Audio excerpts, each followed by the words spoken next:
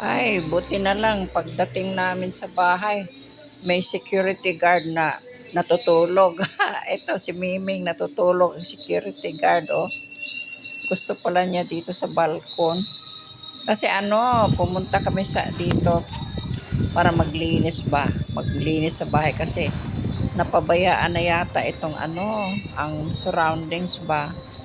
Medyo hindi na good looking.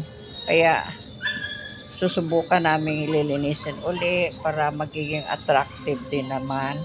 Ayan, pati itong mga mga kasama ko naglilinis sila, mga mababait itong kasama ko. Ako isa wala po nag-gloves. Yan, naglilinis sila. Yan, okay sana. Gaganda uli itong itong front yard ng bahay ko. Oo, para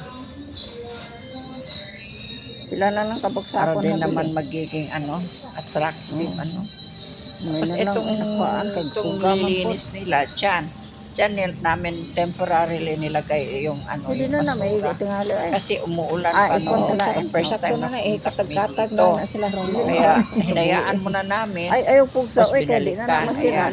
Ay mo pa Yung nasudlan. ibang nakalagay sa sige. sako na Muna na na katapusan tapos nun, na kinolekta ng Hinaw na lang dahil mo basurero. no. Tapos ito, ayan, nagdala din kami ng mga sako na itim na plastic para Hoy, para ngano imo man kolekta gibusrutan? ng basurero, no? Ilalagay lang namin sa labas.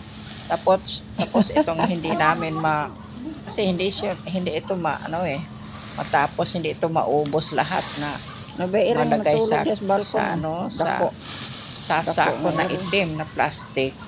Babalikan uli namin to, gagawin uli namin. Siguro mga 2 times pa kami babalik dito. Siguro. Tapos may time pa naman. Para Imo ni balay to, siyempre makumpleto ang paglinis ba? Tsaka okay naman.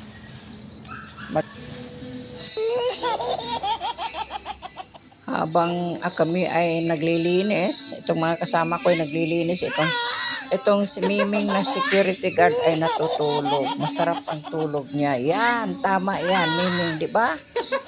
Tama ang pagbantay mo, okay yan.